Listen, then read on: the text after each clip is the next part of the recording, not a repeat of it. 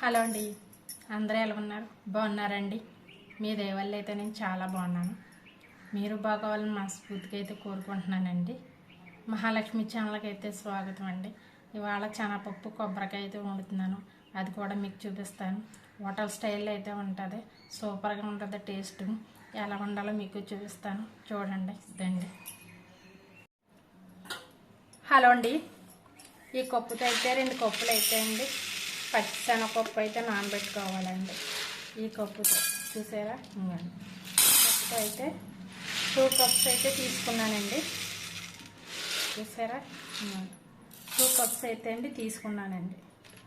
ఇంకోండి, ఇవైతే బాగా వాష్ చేసుకునండి.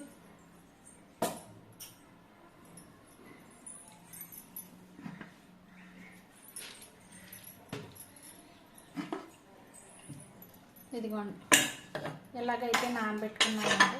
పప్పు అయితే అండి కుక్కర్లో అయితే నానబెట్టుకోవాలి. చూసారండి, పప్పు అయితే కుక్కర్లో నానబెట్టుకున్నానండి. స్టవ్ మీద అయితే పెడతానండి.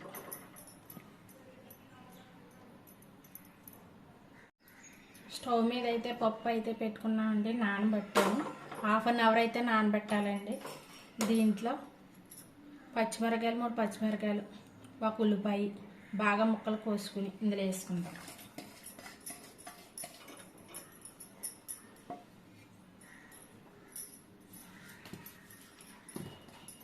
కొబ్బరి తురుమును కూడా ఇంకోండి, కొబ్బరికాయ ముక్క అయితే అండి కొబ్బరి తురుమును అయితే ఇందులో వేసేద్దాం.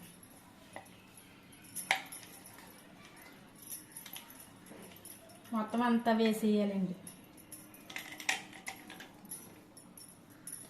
మొత్తం అంతా అయితే వేసామండి.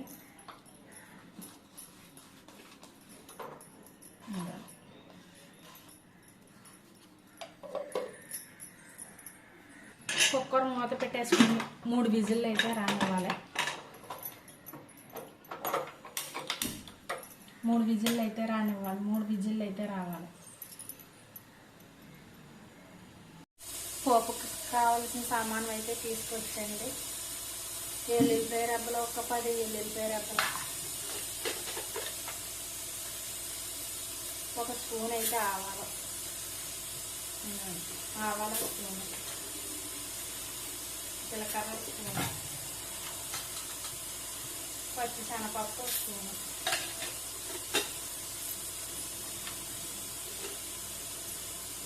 అయితే 2 మిరపకాయలు తీసుకున్నాము. కట్ చేసి వేసుకుందాం. కట్ చేసి కరివేపాకు అయితే వేసుకుందాం. పోపు అయితే తాలింపు పెట్టుకుందాం. హలో అండి, పప్పు అయితే అండి కుక్కర్లో 3 విజిల్స్ వచ్చినాయండి. చూడండి, ఇలా మెత్తగా అయితే ఉడికిపోయింది. చక్కగానే బాగా మెత్తగా అయితే ఉడికిపోయింది. చూసారా, ఎలా ఉండాలండి పప్పు. కొబ్బరికాయ అయితే కూడా చక్కగా ఉడికిపోయింది మెత్తగానే. ఇందులో వాటర్ అయితే పోసుకుందాం తగినంత. చూసారా, వాటర్ అయితే పోసుకున్నాను.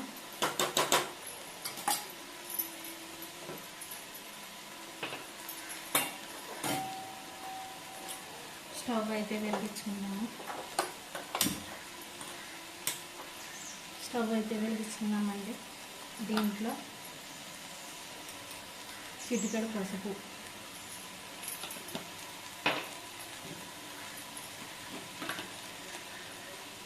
రుచికి తగినంత కారం, ఎక్కువ అవసరం లేదు, స్పూన్లో సగం వేసుకుంటే సరిపోద్ది.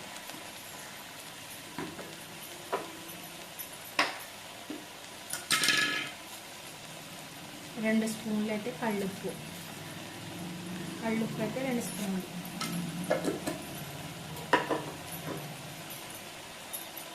బాగా కలుపుకోవాలి. దీన్ని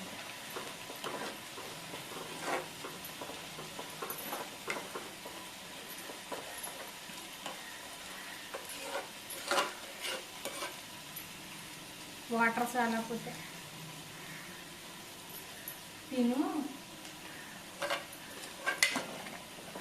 వాటర్ చాలకపోతే కొంచెం వేసుకోవచ్చు. పావుగంట సేపు అయితే ఉడకాలి పప్పు.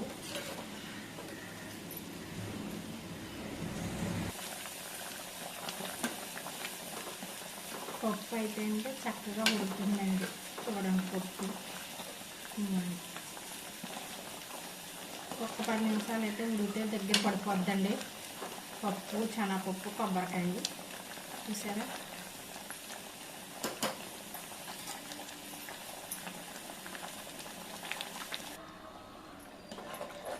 దగ్గరికి అయితే పడిపోయిందండి పప్పు. చూడండి దగ్గరికి ఉన్నది కదా. ఈసారి దించేసుకుని పోపు అయితే వేసుకుందాం. పోపు అయితే పెట్టేసుకుందాం. పోపులోకి అయితే 2 స్పూన్ల ఆయిల్ అయితే సరిపోద్ది. బాగా అయితే వేసేసుకుందాం. పోపు అయితే బాగా వేపైతే వేసేసుకున్నామండి. చూసారా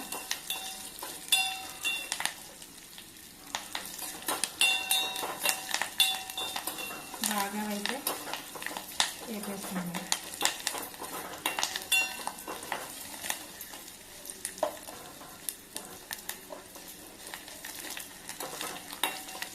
చూసారు కదా ఇందాక పోపులు ఇలాగే అంటే చక్కగా వేపేసుకుందాం.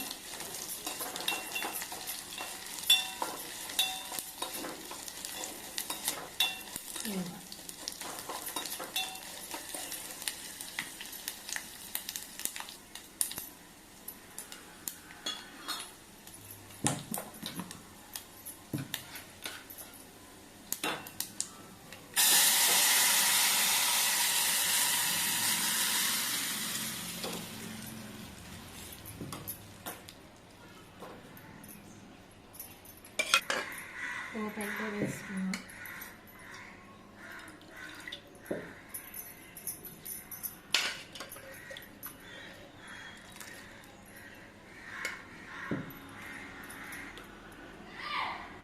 హలో అండి, పప్పు అయితే రెడీ అయిపోయిందండి.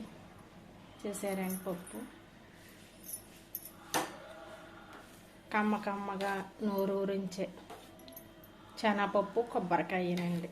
టేస్ట్ అయితే అదిరిపోతుంది. అయితే పెట్టుకున్నానండి పప్పు వేసి వడియాలేసి అండి. అలా అండి రైస్ అయితే పెట్టుకున్నానండి. కలుపుకుంటున్నాను రైస్ అయితేనే.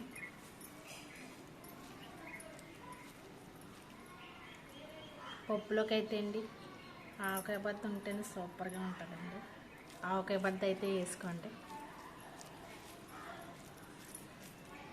ఆవకాయ పచ్చడి టేస్టే వేరండి.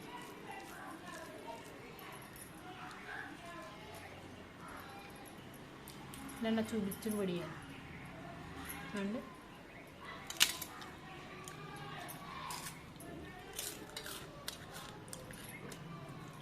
సూపర్గా అయితే ఉందండి పప్పు కొబ్బరికాయ అయితే అండి.